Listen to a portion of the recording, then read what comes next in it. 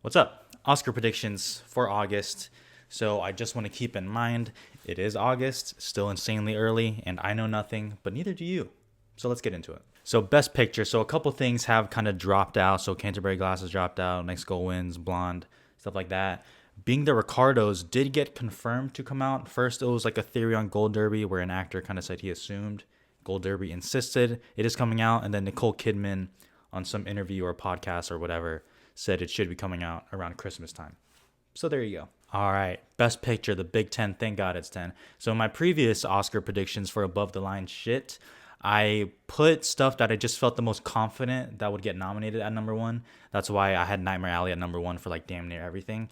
This time I'm kind of trying to change it up and just kind of guess instead of just playing it safe a little bit. So at number one, I guess it's still kind of playing it safe. The Power of the Dog. That's based on nothing besides it's hitting every single fucking festival. And obviously, there's already a lot of buzz behind it, even before all that. Jane Campion's return, Kirsten Dunst, Jesse Plemons, Benedict Cumberbatch, based off the novel that I did not read. So there's a lot of shit behind it, and the fact that it's just hitting every single festival just makes me more confident. I mean, it's a centerpiece in New York. It's playing at TIFF. That bodes well for it. Two, Soggy Bottom. I don't really know what to think about Soggy Bottom because it's not really hitting any festival, but I don't want to use that as like my logic, my reasoning for anything. I just think that's kind of weird. I thought it would be at New York. Maybe it's not done. Whatever. It is confirmed to come out though, barring any delays. Please, dear God, don't let there be any delays. But Paul Thomas Anderson, the guy, cinephiles' favorite, arguably, he's back since Phantom Thread, where everyone lost their minds over Phantom Thread. He's back into what is presumably his most accessible film. Don't know if that's the case. I'll kind of believe it when I see it. As much as I like his movies, I definitely don't think it's stuff that I would gather my friends around as we watch it on movie nights. Don't really think it's that type of movie or that type of filmmaker, I guess. But we'll see about this one because it is a coming of age one. We'll see. 3, Nightmare Alley, Guillermo del Toro. I don't really know what else to say about this one besides it has a lot of shit going for it, both above the line and below the line as well. Apparently it was supposed to play at one of the festivals. I fucking forget which one. Either Venice, New York, TIFF, fucking all. I don't know. But I guess it's just not done. It's not finished. I guess Guillermo del Toro was rushing to finish it. Couldn't get it done. And that's fine by me. Take your time with it. And I just hope it's a good movie. I assume it will be. Maybe you can win again. Who knows? Forward, Dune. Dune. The movie that is already presumed box office flop. Do I necessarily disagree with that? Probably not. But then again, the word flop is kind of weird, especially in this COVID time and especially with HBO Max dropping. I don't know. But then again, because of that, I really don't think Dune needed a big box office. Or I should say it doesn't need a big box office. Obviously, it would certainly help, but this is pretty clearly to me Warner Brothers' biggest push. They obviously felt insanely confident. They pushed it a whole year back so it could keep that October release date. It is being released in the prime Oscar season, the late October-ish, which is good for like a bigger movie. Playing at Venice, world premiere.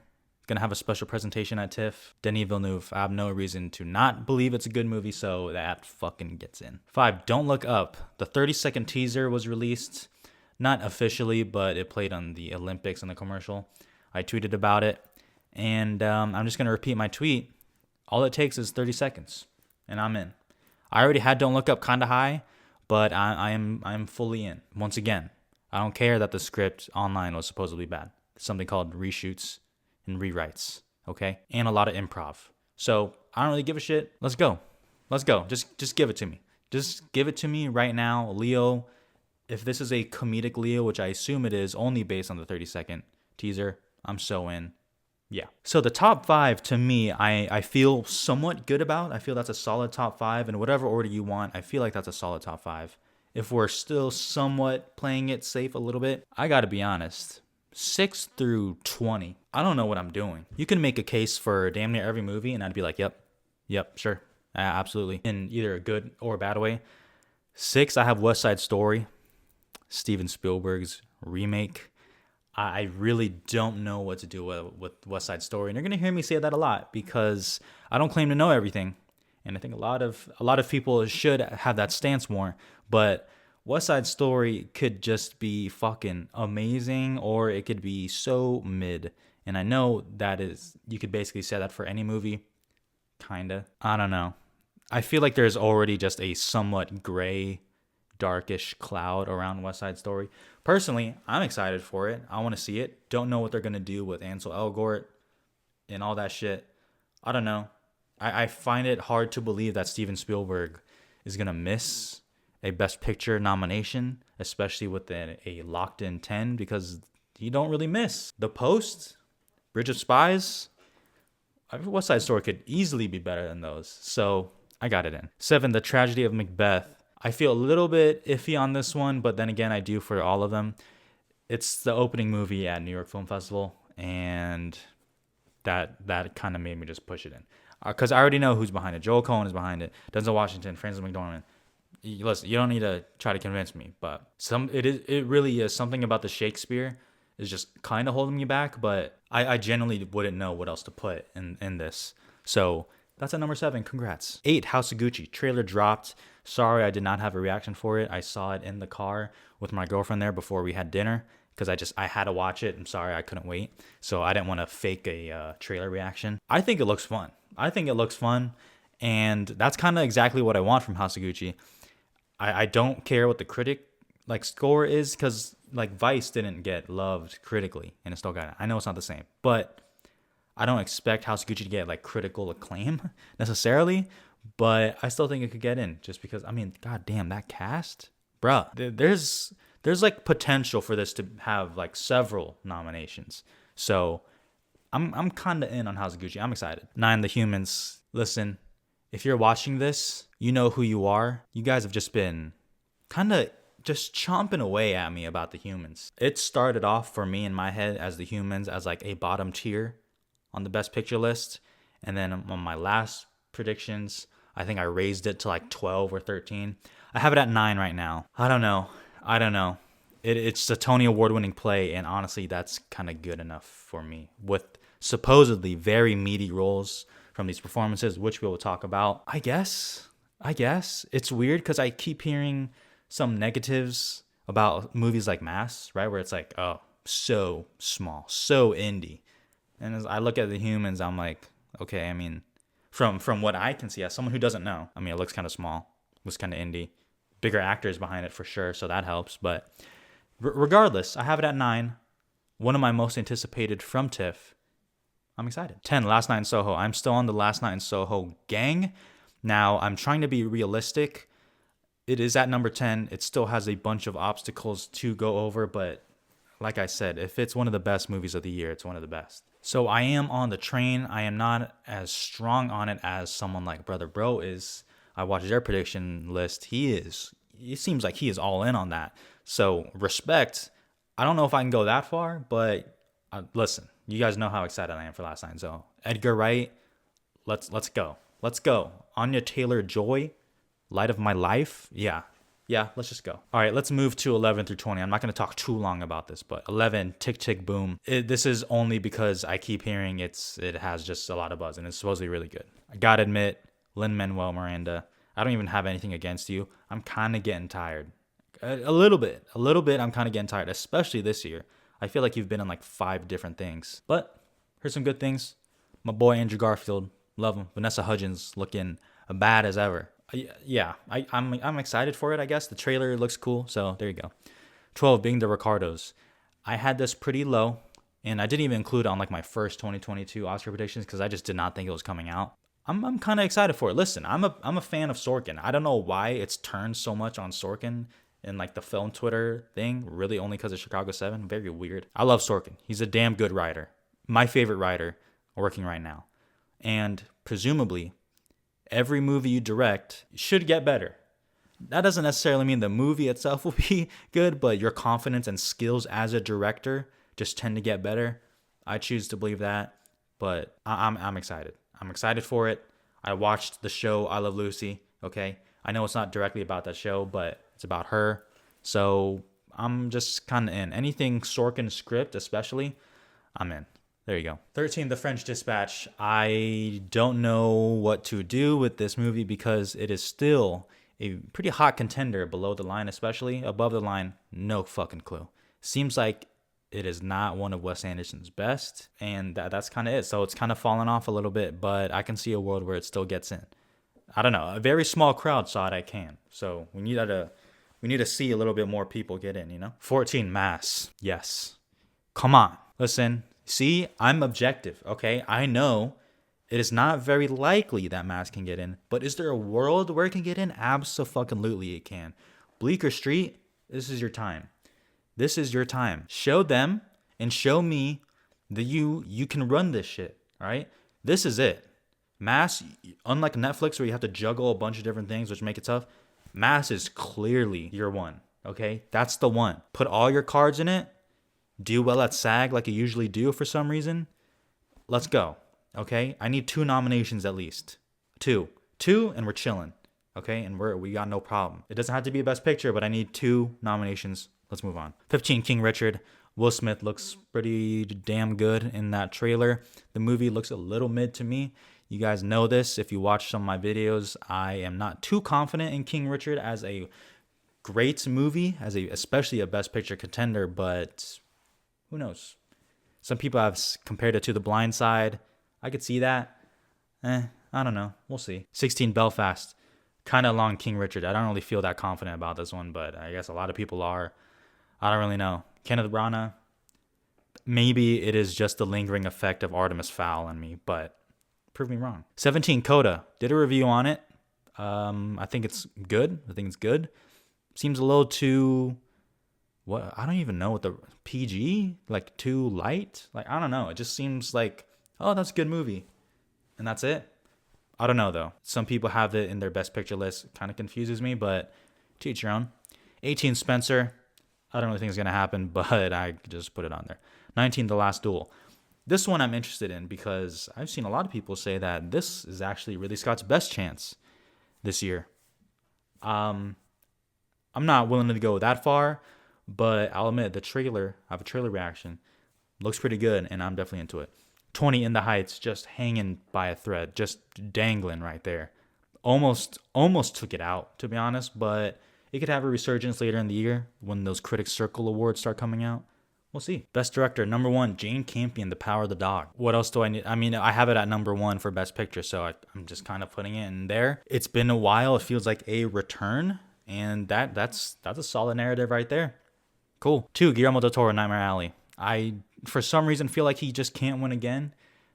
It's one of those weird things where some people, it's like, oh yeah, they could definitely win again, even though they just won. And other time, it's like, no way. This feels like a no way thing, but, I like Guillermo del Toro's movies, so fuck me. 3, Denis Villeneuve, Dune. This one I could actually see being in winning conversation. I really need to see the reviews for Dune when it comes out. I am not going to let box office determine really my chances of Dune that much. I need to see the responses for it. If it's lukewarm, I think I might be out. But if it is like, holy shit, Denis Villeneuve did it with Dune, that could be something. He's something to watch out for, so we'll see. 4, Paul Thomas Anderson, Soggy Bottom. Another one of those dudes where it kind of like, it feels like it's his time. But man, this is how you know and like fully understand that winning an Oscar is hard. I mean, Paul Thomas Anderson doesn't have one, and this is supposedly his most accessible movie, and yet it is still like, Jesus Christ, it is a gauntlet all the time. Hoping for it. We'll see. 5, Adam McKay, Don't Look Up. He got in for Vice and The Big Short, I believe. So I kind of have no reason to not put him in. Yeah. 6, Edgar Wright, Last Night in Soho. I might be hope dicting on this one, but it really could be a let's finally recognize him. Let's recognize him. He'd be putting in this work all these years. This is his best movie, arguably. So let's give him it. 7, Joel Coen, The Tragedy of Macbeth. I probably should have mentioned this in picture, but Tragedy of Macbeth seems like it'll have some technical buzz below the line. That always helps. 8, Asghar Farhadi, A Hero. A Hero has kind of dropped off just because I think everyone's like, A Hero is good to very good or great, but not better than A Separation. To me, I'm not ready to go The Hand of God as the international frontrunner yet. Not yet. So because of that, and the director's branch kind of seemingly likes to nominate an international director, he's still in the 10. We'll see if he can hold on. 9, Ridley Scott, House of Gucci. Who fucking knows? 10, Steven Spielberg, West Side Story. Doesn't it just feel like West Side Story Above the Line could only get like Best Picture and then maybe an acting nom. That's how I feel, at least. Best Actress. Okay, so Ana de Armas dropped out. I feel the most confident in Frances McDormand, but like I said, I'm not just gonna put who I feel most confident in at number 1. I have to take a swing now. It's August. I don't feel that great about it, but I also wouldn't complain. Lady Gaga, House of Gucci, number 1. Seems like a very meaty part where she's doing a lot, talking with that accent. That's kind of good enough for me. And she's Lady Gaga, proven herself. Might be one of the best actors, or might be one of the best artists turned actors. I mean, she was fucking, say what you want about A Star Is Born, a movie I love. I thought she was great in that. Bradley Cooper should have won. Okay, let's move on. Frances McDormand, Tragedy of Macbeth. What, do I even need to talk about this anymore? It's Frances McDormand is Tragedy of Macbeth. She's playing Lady Macbeth. All right. 3, Kristen Stewart, Spencer. Could win, what's it called? The Volpe? The Best Actress at Venice. Could easily win that. Heard a lot of good things about Kristen Stewart so far. We'll have to see how it plays out. But kind of feels like she's in there. For Jennifer Hudson, Respect. I just posted a review on it. Some people aren't that happy about my review, but that's okay. A movie I did not like very much, and I think Jennifer Hudson is good in it. I don't think it was amazing, but she's definitely good. These roles honestly just kind of get in. So I'm putting her there. I had her in before I watched Respect, and I still have her in now. So 5, Cate Blanchett, Nightmare Alley. I know the role is supposedly not that much in the book, but I keep hearing they kind of reworked the script to make it her like the lead, and she's Cate Blanchett anyway. So I just kind of have her there, almost like a placeholder. 6, Kirsten Dunst, The Power of the Dog. Don't know if she's supporting. I've seen a lot of people put her in supporting. I've seen a lot of people keep her an actress. I'm just going to keep her an actress. If she is supporting, I promise it's not a hard move to make. I'm just going to put her in the top 3 of supporting, if she's that. Otherwise, I'll keep her at 6. 7, Jessica Chastain, The Eyes of Tammy Faye. Not as convinced as everyone else, as I've said multiple times, but I'm hoping to see this at TIFF, and then I will get back. Obviously, it helps that she is like a transformation role with a lot of makeup. That always helps. Kind of the same deal with Nicole Kidman being the Ricardos, playing Lucille Ball. You've seen the set photos. I'm a little iffy on that, but we'll see. 9, Jodie Comer, The Last Duel. Assuming she is lead, which it seems like she is just based on the trailer and the trailer alone, that could be a sleeper. She could be a sleeper. I would welcome it based on that trailer alone. I think she looks fantastic, both physically and also the acting talent, okay? I'm not simping. I'm just saying. 10, Rachel Zegler, West Side Story. She's playing the lead in West Side Story, so there you go. Best Actor, number 1. Benedict Cumberbatch. Benedict Cumberbatch. Okay. Benedict Cumberbatch, The Power of the Dog. I do not know what role he is playing. Like I've said, I did not read the book. No one spoil it for me down in the comments. I swear, please don't. But apparently it's a very meaty role. I should find another adjective for that. But regardless, I think it could happen. I think it could happen. He was fantastic in The Imitation Game, let me just say. So this could be it. I feel pretty good. 2, Will Smith, King Richard. I mean, the trailer. Do you see the trailer? You see him crying? Come on. 3, Denzel Washington, The Tragedy of Macbeth. Feel very confident in him for good reason. I mean, it's fucking Denzel Washington. What do you want? Bradley Cooper, Nightmare Alley, number 4. Oh, this is so stupid because he should already be a fucking Oscar winner. But he could have a very good year this year, which I presume he will be, and could be looking at double nominations. Nightmare Alley. He's the lead. Bing, bang, boom. 5, Leonardo DiCaprio, Don't Look Up. It's a funny Leo performance from what I'm assuming. As soon as I saw that clip, bumped him up. So bumped him all the way up to number 5. Maybe an overreaction, but I feel somewhat good about that. I like this top 5, I gotta be honest. 6, Adam Driver, House of Gucci.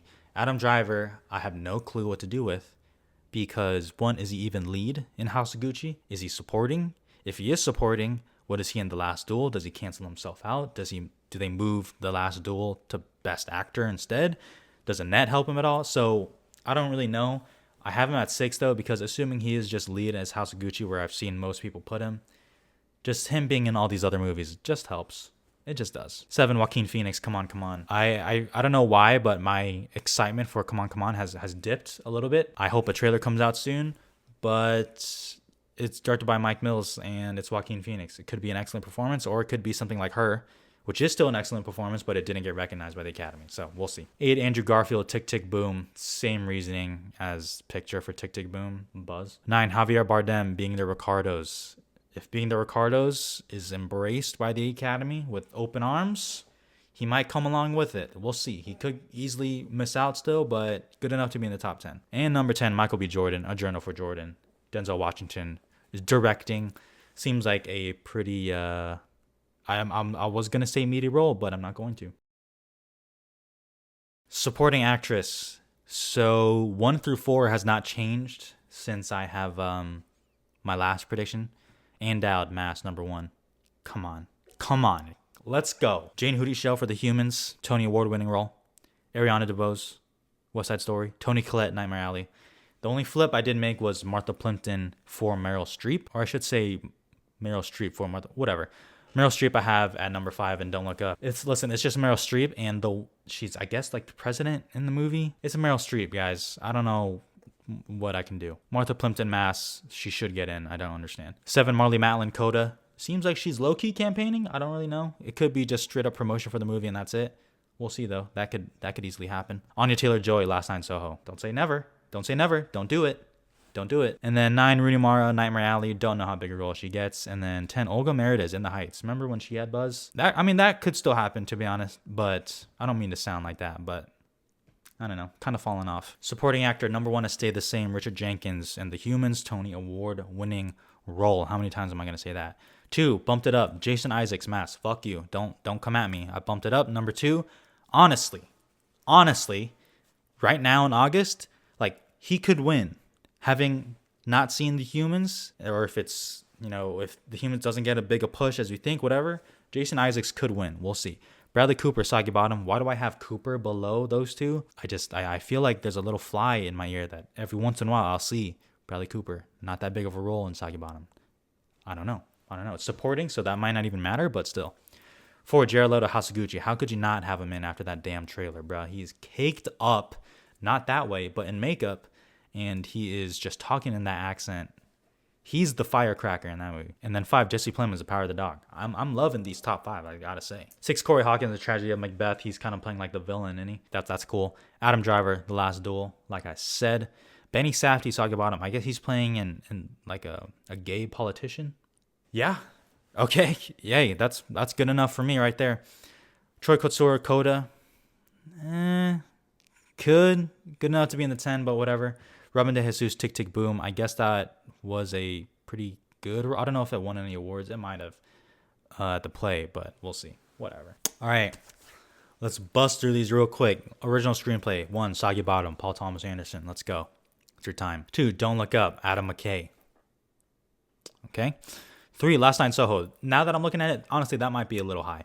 But original screenplay, they like to, give a nomination to something a little weird. Even First Reformed got a screenplay nomination, and that movie was largely ignored, so it does kind of feel good. 4, Mass. Fuck you. I'm doing it. 5, Being the Ricardos. It's Sorkin. I know he doesn't get in for everything. How the fuck did he not get nominated for Steve Jobs? But Being the Ricardos, Amazon seems to be putting all its chips in that basket, so we'll see. 6, Come On, Mike Mills, let's go, come on. 7, The French Dispatch, Wes Anderson. That does feel low, but at the same time, I don't know if it does. Great insight from me. 8, The Worst Person in the World. I've heard it compared to Francis Ha.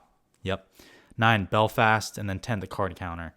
I don't know how they're going to feel about Paul Schrader and his comments on a lot of stuff, but it is Paul Schrader still, so we'll see. Adapted screenplay, The Humans at number 1. The Power of the Dog does not need a screenplay director to win Best Picture. It just needs one. And it seems like director would be the way to go. So The Humans takes the number 1 spot. And apparently that could just easily happen based on what I hear about the play. Number 2 and 3, I don't really need to say much about it. 4, Dune. I don't really need to say much about it. 5 through 10, I don't really know what to do. I mean, House of Gucci, I guess I would just put that in there. It does look a little bit quippy, so I'll have it in there. Tick, Tick, Boom. Maybe I should put that lower than Macbeth and Coda, to be honest. It is like a musical, so not a lot of musicals get screenplays unless you're like a fucking masterpiece, so we'll see.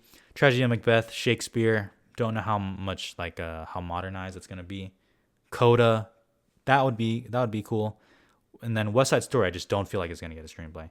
And then Jennifer Jordan, that could fucking happen. So cinematography, I have Macbeth at number 1 just because of that fucking picture where it's black and white and it looks pretty awesome. That could be good enough for me. Nightmare Alley supposedly would have great cinematography. I have no reason to doubt that. The French Dispatch, I mean, come on, you see color, the black and white, it's Wes Anderson. That makes a lot of sense. Dune, Greg Fraser, let's go. And then Last Night in Soho, because why fucking not? Why not? Huh? 6, West Side Story. I mean, you see the trailer. That could easily happen. It does look pretty good. Power of the Dog, kind of placeholder. Belfast, black and white. No Time to Die. No Time to Die, just like James Bond movies, honestly, performed somewhat well at the Oscars. So we'll have to keep our eye on that one. And The Green Knight, because in August, I'm doing it. Best editing. So number 1 and 2 to me feel like the most obvious, an Adam McKay movie, and just based on the trailer, The House of Gucci. So there you go. If I have the Power of the Dog winning picture, I feel like it has to get an editing nomination, so I have it there. Dune, 2.5 hour sci-fi bang bang, so that has to be there. And Nightmare Alley. There we go. Everything else could easily happen. Last Night in Soho could be interesting. West Side Story. And, being the Ricardos, it is Sorkin, so it might move a little bit quick. So we'll have to see. Production design. Apparently French Dispatch has got this on lock. So that's how it is right now. I'll have to wait and see. I would not doubt that, though. It is fucking Wes Anderson. And then the rest kind of speak for itself. I mean, Nightmare Alley all the way down to The Last Duel. You can kind of just infer that it probably has good production design. I do have Eternals down there in Cruella. Don't hate on that yet. Okay, don't hate on that yet. But I don't know. Just a feeling. Just a feeling. But yeah, 1 through 7 kind of feels good to me. Costume design. Gotta be honest. This should not even be a question. Even if you don't like Cruella, come on. Come on. It's gotta be Cruella. Like, I haven't even seen the rest of these movies. There's no way it's better than Cruella. Cruella's costume design, I'm a Cruella stan. I'm an Emma Stone stan. So that should win. But everything else, you can kind of see why. Nightmare Alley. See those set photos? House of Gucci. It's Gucci. West Side Story. Yep. Dune. People feel a little bit more confident in Dune. I don't know. The trailer, like the costumes look good, but I think I need to see a little bit more of it. And then the rest you can kind of see. Respect is there. Respect is there. Makeup and hairstyling. House of Gucci, Cruella, The Eyes of Tammy Faye. All pretty much use makeup quite extensively, and hairstyling as well. So those 3 feel pretty good in whatever order. I am going House of Gucci at 1 because, I mean, fucking Jared Leto. Spencer and Being the Ricardos utilize makeup as well, so those round out the top 5. And the rest could happen. Honestly, The Green Knight legitimately could happen because it feels like they usually sometimes nominate something a little bit more out there. And I've seen some of the makeup photos for The Green Knight. It's insane. Original score. Not going to talk too much about this because obviously having not heard almost all of them, I'm kind of just going based off the name. What I do know is Hans Zimmer for Dune should be everyone's number 1 for right now. I mean, that shit is beautiful. It's his passion project. He hasn't won since the fucking Lion King, so I think it's time. And Eternals, that's a composer for Game of Thrones. So Luca's a damn good score. God damn it. Best sound. Dune. Let's should we keep going or no? Okay, fine. West Side Story, musical, Nightmare Alley. Just seems like one of those fucking movies. Last Night in Soho, sure. I do have a James Bond movie getting in there, so No Time to Die is there. Followed by Tick Tick Boom, a musical. Quiet Place Part 2. And the rest, you can see there. I'm going a little quick, yeah, I know. Visual effects. Okay, this one already feels done. I mean, this should be Dune, hands down. Not only does it legitimately feel like it could have the best VFX, but it also is the most best picture out of the nominees, right? So I have Dune. Godzilla vs. Kong, I mean, Kong Skull Island one, so that could happen. I have the Eternals, because, MCU movie gets in there. The Matrix 4, sure. Then the Suicide Squad. And then the rest, maybe. I wouldn't even be mad at any of these, to be honest, so I can't lose. Animated feature. A pretty competitive field as it stands now. I do have Encanto at number 1. The directors of Zootopia, and it's Disney, so that feels good. Flea, honestly, could win, especially if it's embraced like everywhere else, like it could be. And I have Luca, The Mitchells vs. the Machines, and Where's Anne Frank. That's a solid top 5. I have Raya missing out at number 6, and Vivo at number 7. So I didn't write down the best international or documentary just because I don't feel like I have enough insight to make it like a full 10 that I even feel somewhat confident about. I will say for international, to me, it feels like A Hero versus the Hand of God. So that is that. And documentary, Flea, Summer of Soul, one of those two. Or what's it called? The Velvet Underground. Todd Haynes, maybe one of those three. So there you go. And I guess that'll be it for my Oscar predictions. I know I went really fast on the last few, but you guys can see it there. I'm sure you guys know my reasoning. I do so many of these videos. So I don't want to repeat myself too much, even though I already have. But yeah, I guess let me know what your guys' predictions are in the comments. I'd love to read them. And I sometimes take your advice as well. Just look at the humans. So that'll be it. Thank you guys for watching and subscribing. Take care. Stay safe.